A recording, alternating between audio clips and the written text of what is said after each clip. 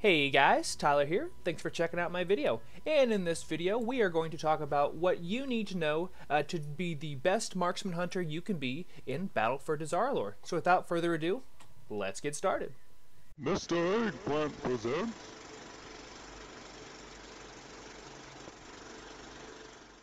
Alright, so let's just get started. And I'm going to split this video up into several different parts. I will put timestamps in the description of this video below, so please check that out if you're looking for a certain part. So this video is going to be all about getting the most out of your marksman hunter for Battle for Dazar'alor, otherwise known as BOD, which is the new raid that drops on the 22nd of January. As you can see up here, I am recording this on Sunday the 20th, so there will be some things that will change, and I will put that in a pinned comment. So before you guys leave me a comment saying, well, this changed, please check out the pinned comment before leaving your feedback.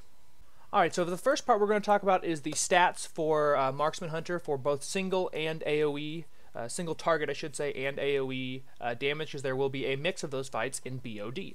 So for stats right now, I will be running Heavy Mastery. It's going to be a Mastery Haste build, much like I had been doing previously, but we're just flipping Haste and Mastery. So we're going to go Mastery, Haste, Crit, Versatility. I am running an obscene amount of versatility right now just because, like on my weapon for example, well, I would never want to run this much versatility. Honestly, versatility is a poor man or a poor marksman hunter's mastery, so we would definitely want to be pouring that into mastery, haste, or even crit. So as for my build, like I said, we are playing a marksman hunter. I will not be running with the pet most of the time. The only time you want to run with a pet, well, actually it's progression, so running with your leech pet or a tank pet like Brutus here, those would be beneficial just because they help you stay alive, and that's the main part of progression. And by the way, if you guys want to have an awesome Brutus pet of your own, a Blood Krog here, I do have a video on how to tame those and how to learn to tame those on my channel, and I hope you guys will check that out. So as for talents go, they pretty much run the exact same thing that I've been running in 8.1. I thought I'd just go over it really quick here just to let you guys know. We will be running Marksman, Master Marksman, excuse me, Careful Aim, then Natural Mending. That's just because that one's just the nicest one. This is the one where I want to run with Streamline just because I hate how clunky Hunter's Mark is, but I'm still running with Hunter's Mark for now. This is one that I could be switching back and forth to see which one I like better. 75 talent really doesn't matter. Post Haste is just the nice one for most raid situations. Level 90 double tap. It just makes the aim shot really nice, and then it couples well into having it up for true shot, as well as calling the shots. Calling the shots works well if you are running with the Unerring Visions build, which we are running, and I think most marksman hunters will be running. And then Lock and Load is also a good alternative. So checking out Azerite pieces so far, so like I said in just the previous section here, I am running Unerring Vision. That is where you're going to get the most bang for your buck as a marksman hunter. I know that other builds such as In the Rhythm works really well, but the amazing thing about BOD is that we are getting an extra ring of talents, an extra ring of traits. And on those traits, hopefully we can pick up either Treacherous Covenant, which is the new one. I believe it's just in BOD. Correct me if I'm wrong on that. But also In the Rhythm and other good Azerite traits like that. So I will give you guys an example. So going into the adventure guide, we can already see the items that will be available to us and the Azerite traits that are on them. For example, so this is an item here off the very first boss, Champion of the Light. So obviously we are going to want to run with Unerring Vision. That is the way you're going to get the most damage, like I said in the previous section, out of your marksman hunter, and that used to be only in the quote bread and butter ring that I've been calling it, the one that's got the best traits possible. Well, as you can see, there is now a second ring of they don't have as many options, but they are still the top tier 1. And as you'll notice, we have Unerring Vision here on tier 2, and on tier 1 we have In the Rhythm. In the Rhythm is going to be really nice because it allows us to not run with nearly as much haste, or let's say not make haste our #1 stat, which that lets us put Mastery as our #1 stat, which in turn just increases our damage.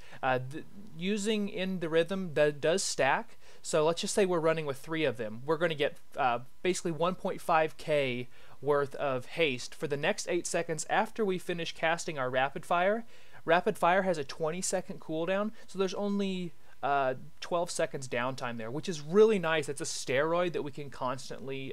So other traits here, let's just talk about really fast. So the main Azerite traits I said that we should be looking for is you want to be running with at least 2 of Unerring Vision, and then you want to run with Treacherous Covenant if possible, since it does increase our primary stat, agility, while we are above 50% health. You do take more damage when you're below 20, but it's a, quote, live and die by the sword Azerite trait, and I really like it, especially if you can get several of these up, because it's like 3, you can have like 3 flasks going at once type thing.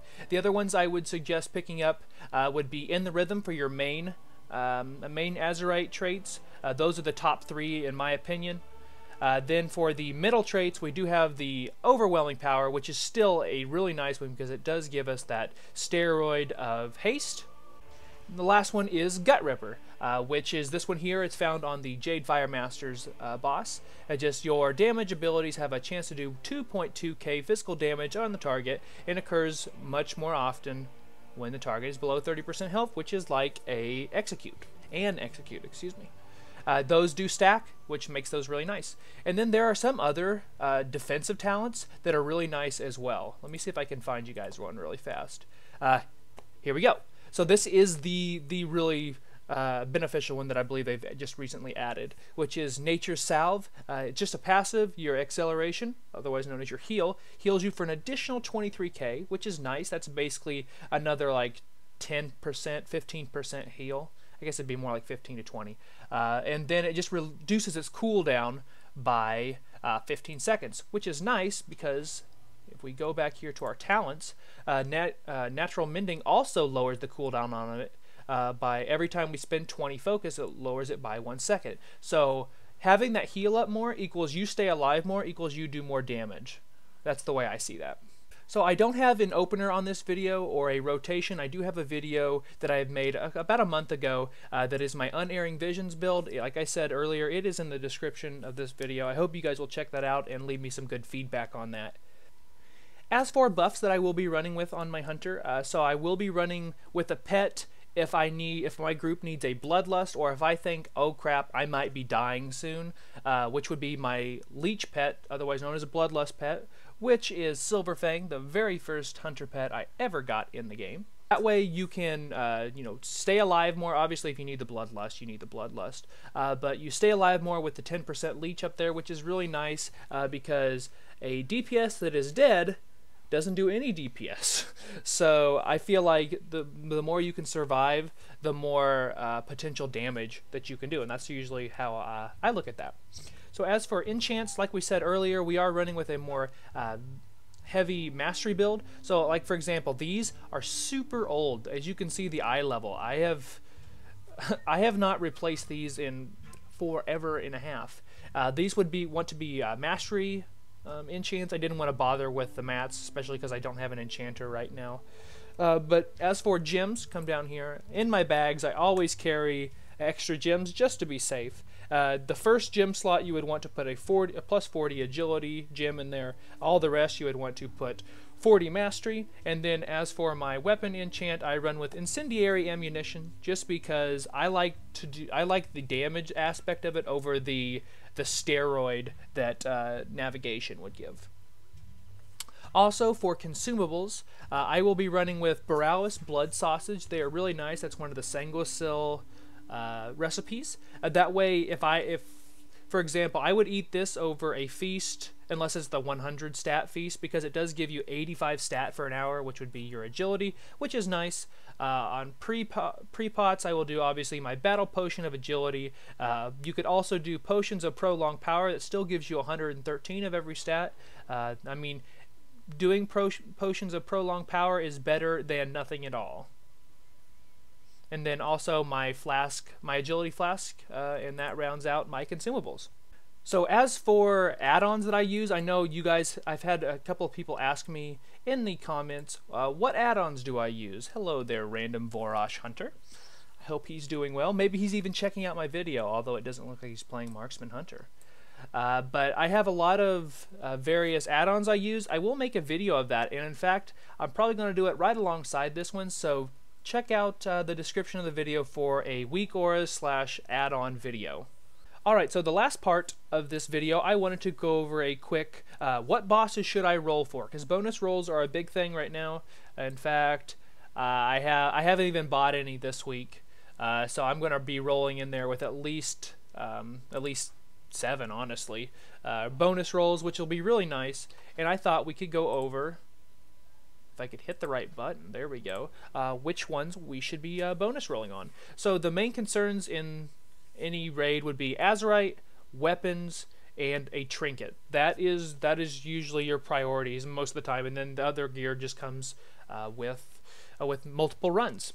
And a lot of this is going to be just out of raid. It's not going to be out of Mythic Plus. Because, like, for example, in my opinion, our best in slot trinket is the loaded dice, and that is out of Freehold, that sort of thing. So as we can see right here, so the Champion of the Light, the best one to do here is the shoulders. Otherwise, for example, it has Unerring Visions on there, second ring, which we want. It has In the Rhythm, which is what we also want. On this ring here, I would pick Overwhelming Power over the other two. And then this one, I'm probably going with Shell Shock, just because I don't really like the self-reliance, because you should be near your group at all times. And then let's see, so we'll go to the Jadefire Masters. This is going to be one of them that I will be using my bonus rolls on, because this is, in my opinion, the BiS chest, at least out of raid, because it has Unerring Visions on the outside. We do miss out on the In the Rhythm, but we can pick up Treacherous Covenant, which I actually weigh a little bit higher than the In the Rhythm. And then on the inside here, I would pick Gutripper, and then depending on if I have, because Duck and Cover does not passive, or excuse me, it's passive, but it does not stack the Feign Death cooldown. So if I don't have one of these already, I'm running with Duck and Cover. Otherwise, I'm running with Gemhide. And then it also has some really good gloves, just because it's the Haste Mastery / Mastery Haste that we're looking for. So we'll go to this boss here, which this is going to be the interesting item, because this is the helm I had talked about in a previous video. It looks really, really good. I know it's really good for the other hunter classes. I don't know if it's as good for us, although the gem that you do pop out of it is basically like a free flask. So I need to really see it and be able to get some feedback from other people to see if I will be running with it or not. It's still worth trying to get. And then there is the helm off of Mechatorque, excuse me, that we will be, you could also put in its place. But for example, if I were to get this item here, I was going to be running with Surging Shots. Then I would probably run with Focus Fire, probably run with Gutripper, and then probably run with Nature Salve. And then also, so the two that, or I guess the three that I will be trying to roll on all the time are going to be Conclave of the Chosen, and then it would also be the Jadefire Masters, just because for one, it'd be a lot easier to get gear from them, since you could probably kill them the first week for sure, versus like Jaina, that sort of thing. So here on the Conclave, has a weapon. It's our BiS stats. That's the stats we want. It also has the trinket that I'm going to be going after. This will be the trinket that will get rid of the Dark Moon deck Fathoms for me. And then it also has a couple of pets, that sort of thing. But the weapon and the Azerite, the trinket, are my main items off of this one. I'm sure the Azerite piece wouldn't be terrible. Okay, it could be terrible. I don't want that Azerite piece. Now that Azerite piece there is going to be fodder for Titan Residuum. As for Rastakhan, this is just the pants, although I am a leather worker, so I will be making my own pants with the correct stats that I want. Mechatorque has a weapon and the helm. This would be the helm that, let's say you don't want to go with the gem helm, this would be the one to go with, at least out of raid, because it does have Unerring Visions, it has In the Rhythm or Treacherous Covenant, whichever you'd prefer, and then it also has like Blood Siphon, increases mastery, and then it has the Nature Salve as well. And then second to last here, we have shoulders that can also come off of the Stormwall blockade, which this is probably actually the best shoulders in comparison from the first boss, because it does have Unerring Visions, it has in the rhythm, it has overwhelming power, and it has resounding protection. Resounding protection is my favorite of the defensive traits, because it is basically the Prydaz from last expansion. And then finally, off of Jaina here, the one thing I will be trying to get off her is the ring, because it is the exact stats we want.